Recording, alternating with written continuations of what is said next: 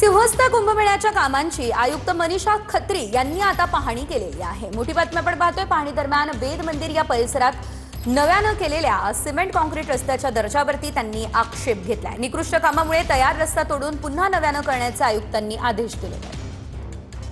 कुंभमेळ्याची कामं कुठपर्यंत आली आणि किती कुठला टप्पा चालला? आता आपल्या बऱ्यापैकी जसं मी सांगितलं ना, कुंभमेळ्याचे रोड्स जे आहे ऑक्टोबर आणि ऑक्टोबर नंतर अशी दोन प्रकारचे आपण बायफर्केशन केलेले आहे। WMM पर्यंत बऱ्यापैकी आपले काम होत आलेले आहे, वाइडनिंग होत आलेली आहे। खड्डे वगैरेचं तर अगोदर आपण 28 रोड्समध्ये तर काढलाच आहे।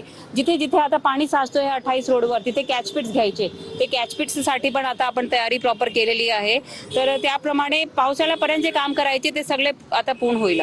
सिंहस्थ कुंभमेळ्याच्या निमित्तानं नाशिक शहरामध्ये सध्या मोठ्या प्रमाणात रस्त्याचे कामं सुरू आहेत। मात्र काही भागांमध्ये ज्यावेळेला महापालिका आयुक्त यांनी दौरा केला आणि पाहणी केली त्यावेळेला त्यांना या रस्त्यांमध्ये निकृष्ट दर्जाचं काम झाल्याचं निदर्शनास आलं आणि त्याच्यामुळे संतापलेल्या आयुक्तांनी थेट या ठिकाणी ठेकेदाराला हा रस्ता पुन्हा एकदा तोडून नव्यानं बांधण्याचे आदेश दिलेत।